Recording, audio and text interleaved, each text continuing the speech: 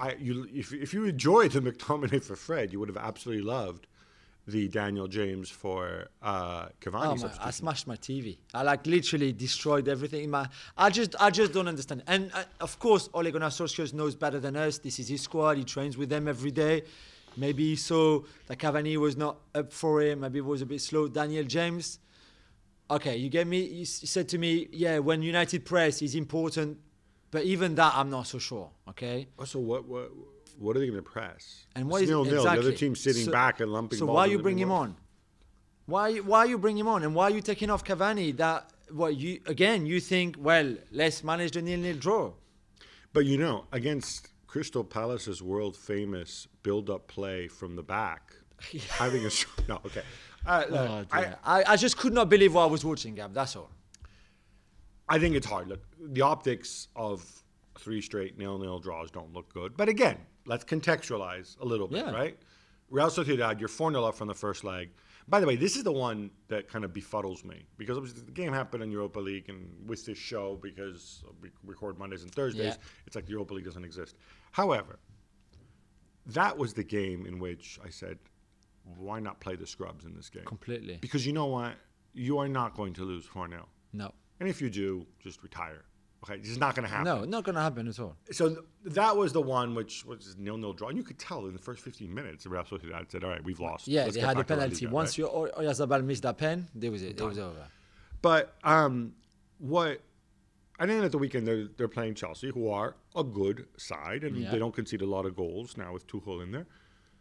But this tonight, it's just the vacuity, the absence of anything of what we saw after especially in the second half.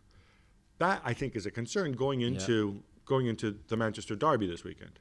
Yeah. But then you know what? Maybe I'm too kind to Solskjaer because I go back and I say, meh. You're going to finish second, maybe third. You're going to run in the Europa League. They can win it. Maybe you can win the Europa League. You're not gonna catch City. Why go and bust a gut in the Premier League? Just keep kicking things over, right? I don't know. The lack of ambition in that Crystal Palace game got me. It really did, Gab, because I'm like, okay, I know it's foggy. I know it's Wednesday night. I don't know if you want to be there or not. You've got big games coming up in the City game, then the Milan game in the Europa League. But there was just nothing. Nothing was happening. Nothing. There was no one was moving. There was no runs. There was nothing. There was no collective strength. Again, and we go back to what we've said from the beginning. If Bruno doesn't do something special or Rashford, nothing happens. Oh, Paul Pogba, by the way. Yes. What about him and his agent destabilizing everything, huh? No one can argue with me now on United's front and United fans and everything. Of course, he's not perfect, but nobody is.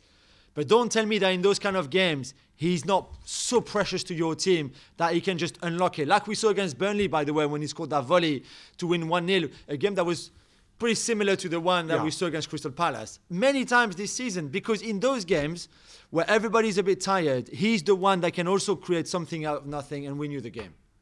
On the Pogba front, because obviously that's all gone quiet. And when things go quiet, I'm talking about his contract. When things go quiet, it's usually... or can mean a sign that it can be a positive sign. It can mean that they're talking. I don't have any information on whether he's been offered a contract extension or not. But I think very obviously, we hear from Mark Ogden told us that he's not been offered a contract extension. Mino Raiola said he's not going to sign a contract extension. But this could all turn out to be that. Maybe a 1-year extension, kick the can down the road, could be the best possible outcome for all sides. For everyone. Because again, same with the Mbappe situation. There's not many clubs with money this summer who could afford Paul Pogba in transfer fees and in wages anyway.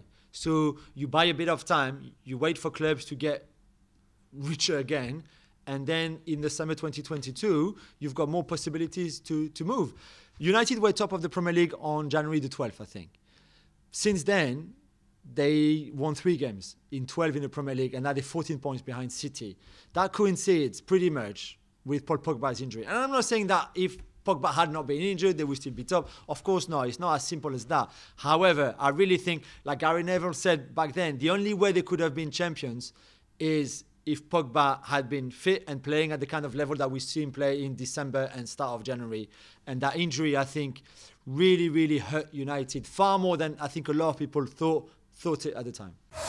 Well, thank you very much for watching ESPN on YouTube. For more sports highlights and analysis, be sure to download the ESPN app. And for live streaming, premium content, and let's not forget as well, ESPN FC 7 days a week. Subscribe to ESPN Plus.